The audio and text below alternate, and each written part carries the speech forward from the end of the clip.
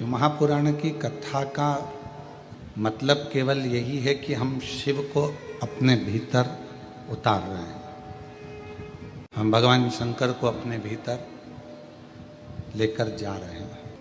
बस जैसे मित्रता और परिवार को, दोनों संबंधों को निभाने के लिए प्रेम का होना बहुत ज़रूरी है, स्नेह का होना बहुत ज़रूरी है, प्यार का होना बहुत ज़रूरी है। पर आज के ज़माने में मित्रता हो चाहे परिवार हो, प्रेम से ज़्यादा स्वार्थ उन रिश्तों में आ गया है।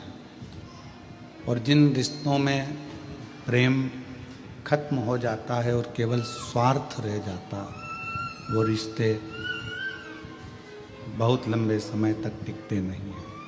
फिर इन रिश्तों की कोई मूलता, उन रिश्तों का कोई महत्व, इन रिश्तों का कोई मतलब नहीं रहता, क्योंकि उनके अंदर केवल एक स्वार्थ आकर बैठ गया है, प्रेम खत्म हो गया। तो मित्रता हो,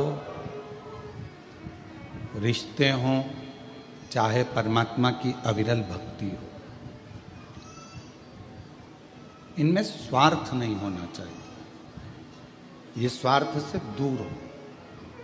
जब हम स्वार्थ को त्याग कर, स्वार्थ को दूर हटाकर फिर भगवान की भक्ति करते हैं या मित्रता करते हैं या परिवार से रिश्ता संबंध रखते हैं, तो फिर वो रिश्ते बहुत टिकते हैं, वो भक्ति बहुत टिकती है, वो भगवान का भजन बहुत टिकता है।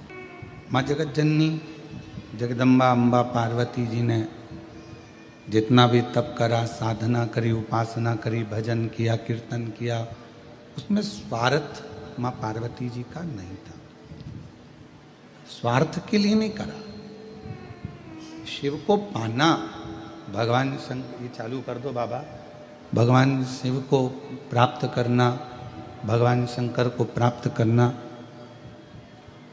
शिव को अपना बना लेना और अपन शिव के हो जाना, ये पार्वती जी का मूल था। उसमें स्वार्थ नहीं था,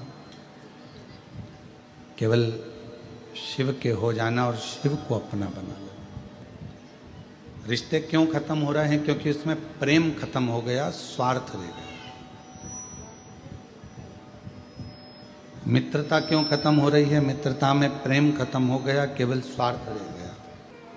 भक्ति कहाँ जाकर खत्म हो जाती है कि व्यक्ति का स्वार्थ पूर्ण नहीं हो पाता। हमने भगवान से ये मांगा और भगवान ने हमको नहीं दिया तो हम मंदिर जाना छोड़ देते। हमने भगवान से बहुत सारी लिस्ट बनाकर तैयार रखी और भगवान के सामने रख दी कि मेरा ये काम है, और भगवान यदि पूरा ना करे तो फिर हम भगवान का भजन करना छोड़ देते, स्मरण करना छोड़ देते। पर कभी विचार करो, अपनी एप्लीकेशन लगाकर रख दो, स्वीकार होगा तो ठीक है और स्वीकार नहीं होगा तो ठीक है। अपन ने तो अपनी एप्लीकेशन लगाई, अपन ने तो अपनी एप्लीकेशन सामने रख दी है, टेबल पर पहुंच गई है।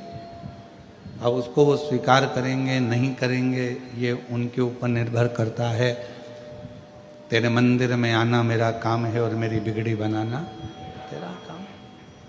हम परमात्मा के मंदिर तक पहुंच गए, हम भगवान के दरवाजे तक पहुंच गए, हम भगवान की चौखट तक पहुंच गए। फिर वो दर्शन दिखाए ना दिखाए, स्वीकार करे ना करे, अपनाए ना अपनाए, ये उसकी मर्जी है।